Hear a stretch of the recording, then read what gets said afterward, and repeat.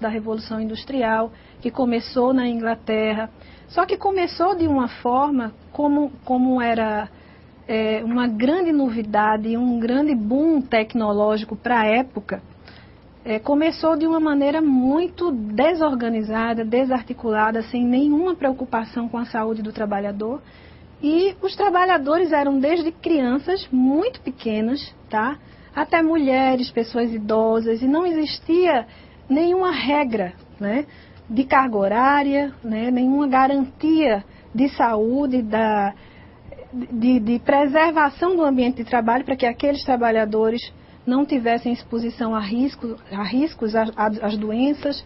Então, quando começou a aparecer os problemas, que geralmente é assim que acontece, né, começou-se também a se pensar numa legislação específica para resolver esses problemas.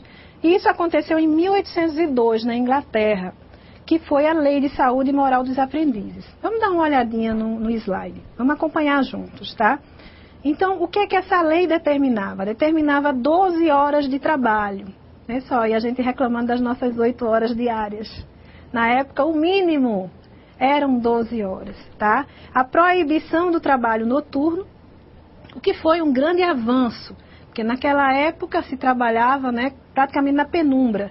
E as máquinas, os teares principalmente, porque a Revolução Industrial ela surgiu com essa atividade, né, eram extremamente perigosas. E você trabalhar sem uma iluminação adequada, isso aumentava muito mais o risco.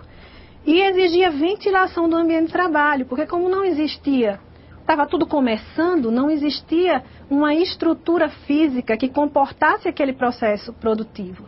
Então eram utilizados casas antigas e até muitas vezes os porões, né? Prédios de vários pavimentos que não tinham sequer janelas. Então a gente sabe que um ambiente onde não tem um ar saudável, uma circulação saudável de ar, é um ambiente propício à proliferação de doenças, das mais variadas. Não é isso? Então vamos dar prosseguimento. A parte de legislação, em 1833, na Inglaterra, surge a Lei das Fábricas. Essa aí eu acho que vocês já ouviram falar, que ela é bastante famosa. Então vamos acompanhar aqui no slide. Ela proíbe o trabalho noturno para menores de 18 anos. Lembra que a legislação anterior proibia totalmente o trabalho noturno? Aí o patrão disse, não, eu preciso trabalhar de noite, né? Eu preciso que trabalhe de noite para aumentar a minha produção. Mas vamos fazer o seguinte, menores de 18 anos não trabalham, só os maiores. Mas voltou o trabalho noturno. As fábricas deveriam ter escolas para trabalhadores menores de 13 anos. Já pensou isso, gente? Então, a própria lei, né, a própria legislação vigente, reconhecia, né, que existiam trabalhadores que estavam ainda na fase de crescimento, estavam ainda na fase infantil, né, pré-puberdade, porque até 13 anos é uma criança. A idade mínima do trabalho era de 9 anos. Até então, criancinhas pequenas, né, que já pudessem entrar por baixo de um tear para poder limpar aquela sujeira, para poder tirar algum entupimento. Então, muitas perderam as vidas dentro, embaixo desses teares. E elas eram absorvidas naquela época. Existem filmes clássicos que vocês podem buscar isso na internet, fazerem pesquisas, e vocês vão ver como era triste a realidade no início da Revolução Industrial. E também exigia que houvesse um atestado médico comprovando o desenvolvimento físico dessas crianças. Então era uma lei que buscava amparar, mas na realidade o foco do amparo, né, deveriam ser os trabalhadores em idade produtiva, mais de 18 anos. Nessa época eles não consideravam isso porque eles precisavam da força de trabalho também de crianças e de adolescentes, ok? Mas passou, graças a Deus, a legislação evoluiu muito e hoje a gente tem uma realidade de trabalho que é muito mais salubre, né, vamos assim dizer. Continuamos com problemas? Continuamos, claro.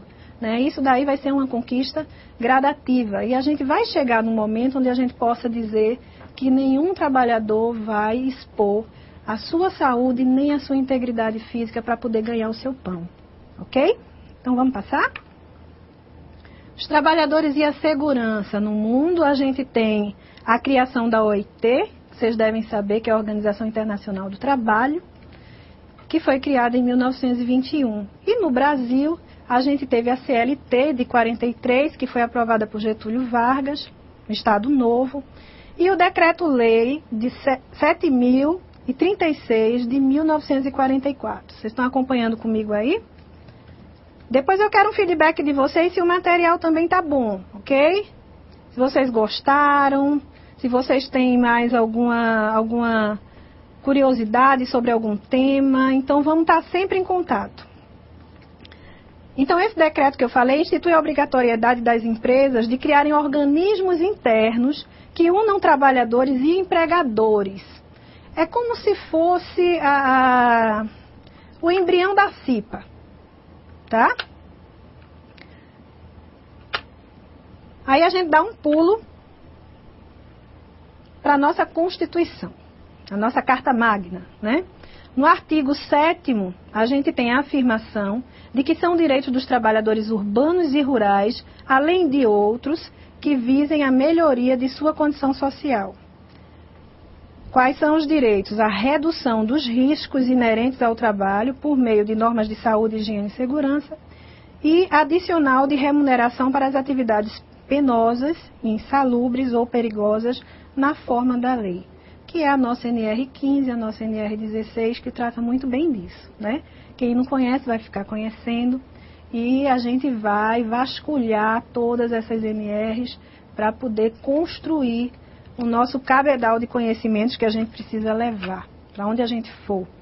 E a nossa profissão, né? A profissão que vocês escolheram, quando é que ela nasceu? Está aqui a data, dia 27 de julho de 1972. Foi nessa época, né, que o meu pai fez o curso da Fundacentro, que foi o primeiro órgão que era responsável pela formação desses profissionais. Na época não era técnico de segurança, a gente tinha uma nomenclatura de supervisor de segurança do trabalho. E essa data foi a data em que se formou, né, essa profissão no Brasil, que até então não existia. Existia uma recomendação por parte dos órgãos internacionais de que as empresas investissem na segurança, determinassem grupos que juntos trabalhassem, grupos de patrões e de empregados, que trabalhassem juntos e evitassem esforços para fazer um trabalho de prevenção, para diminuir os acidentes. E esse dia ele ficou também marcado como o Dia Nacional da Prevenção dos Acidentes de Trabalho. Ok? Vamos adiante. As normas regulamentadoras, que são as nossas famosas NRs. Na época que eu era estudante, né, tinha aquele livrinho verdinho, a gente andava com ele, era a nossa Bíblia, praticamente. Porque a gente tinha essa meta de conhecer a NR, as NRs, de cabo a rabo, do começo ao fim. Então, para a gente era um desafio muito grande, e naquela época eram só 28, né? E agora?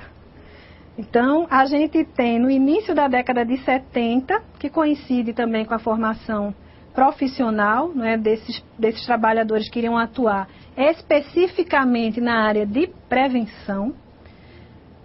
Isso tudo, essa ação toda legal, né, por parte do governo, ela surgiu de quê? Surgiu do nada? Será que surgiu da conscientização dos políticos? Será que surgiu da conscientização dos patrões, dos donos de empresa? Infelizmente não. Um dia a gente vai chegar lá, se Deus quiser.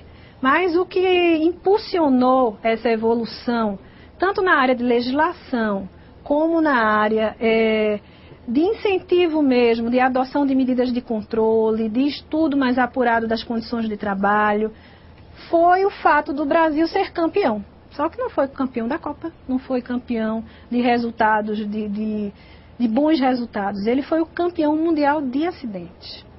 Isso é motivo de luto para a gente, porque não é para a gente perder a vida trabalhando, não é isso?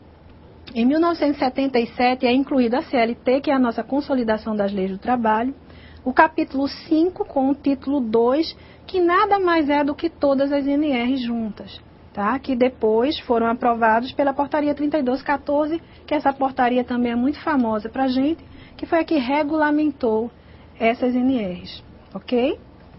Vamos passar adiante. Temos alguma pergunta, Tati? Não temos nenhuma dúvida. Eu estou muito acelerada. Quero que vocês me respondam, viu? Se estiver muito acelerado, diga, Andréa, Pergunta agora. diminua. Do Poliscada, a aluna Uberlândia, um nome diferente. Se é verdade, ela pergunta se é verdade, se um técnico de segurança pode ser processado caso aconteça algum acidente ao trabalhador. E se caso for provado que os equipamentos foram entregues ao trabalhador, o que pode acontecer com o técnico? Excelente pergunta, viu? Muito. Já começou com a resposta.